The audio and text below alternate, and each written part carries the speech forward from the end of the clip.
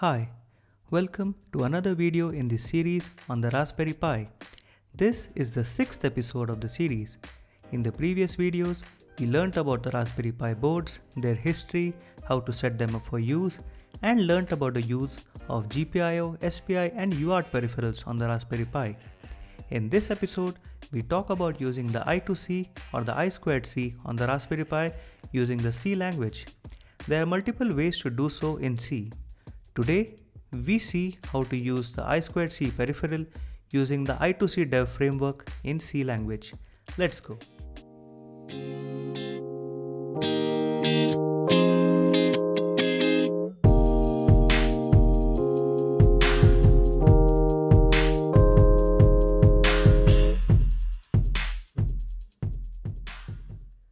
We previously saw the feature-rich 40-pin connector of the Raspberry Pi.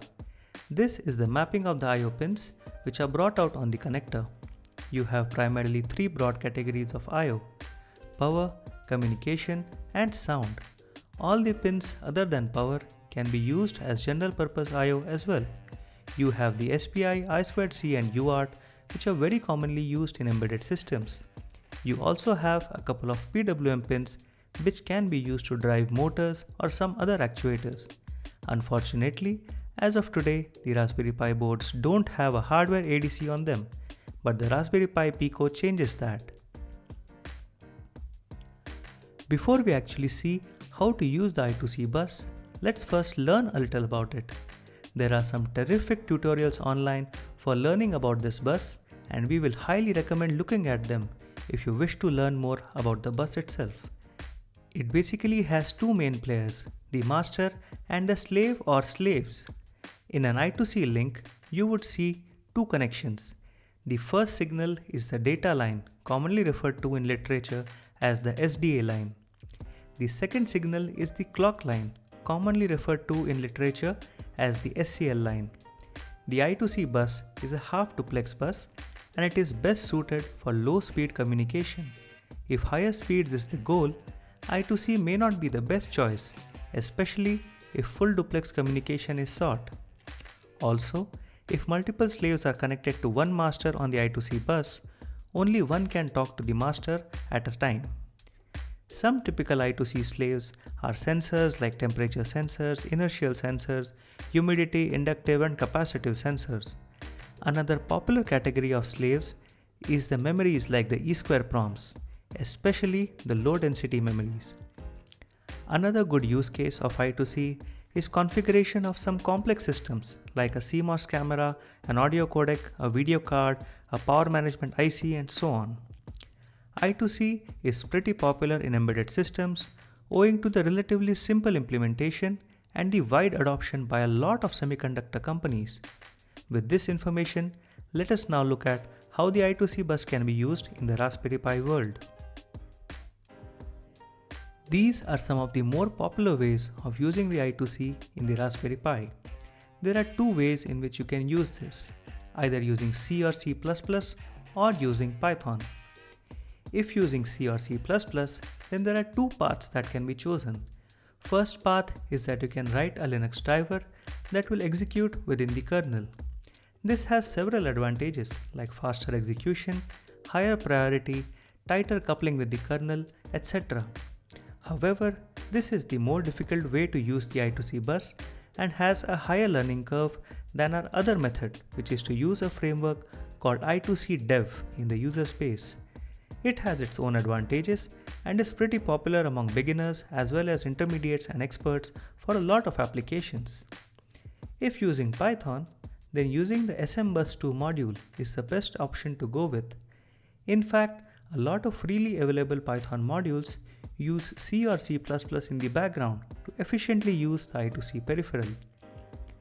As is true with almost all Python implementations, the learning curve for such a method is pretty low, and heavy abstraction allows you to talk to your I2C slave node within just a few lines of code. In today's video, we will talk about the I2C usage in the Raspberry Pi and any other Linux system for that matter using the I2C dev framework. But first, let us understand what the I2C dev is. I2C dev is basically a module that allows you to talk to I2C devices from the user space. It is an adapter that tells the kernel what to do when a particular I2C functionality is required by the application. I2C device files are character device files with major device number 89 and a minor device number corresponding to the number assigned as explained above. They should be called in general as I2C followed by a number, for example I2C 0 or 1 and so on. Note, having the name I2C 1 does not mean that this is the hardware peripheral number 1. You could have the hardware I2C number 6 named as I2C 1.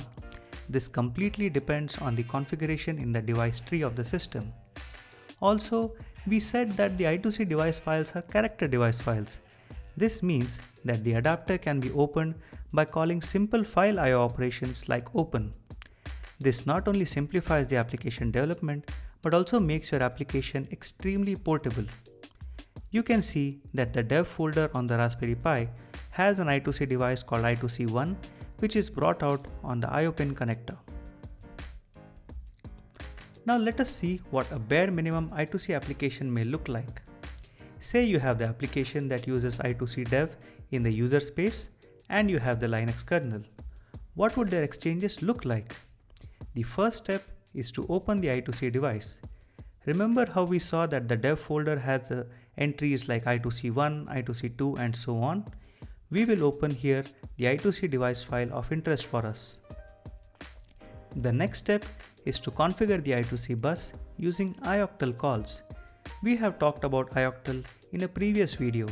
The link to the same is in the description of this video. The configuration may involve setting the slave address that we want to talk to. This is essential for every communication session with a particular I2C slave. Please note, if you want to use the 10-bit addressing mode of I2C, you will have to first enable that using an ioctl call. Next, you can use simple file I/O transactions on the descriptor obtained on opening the file above.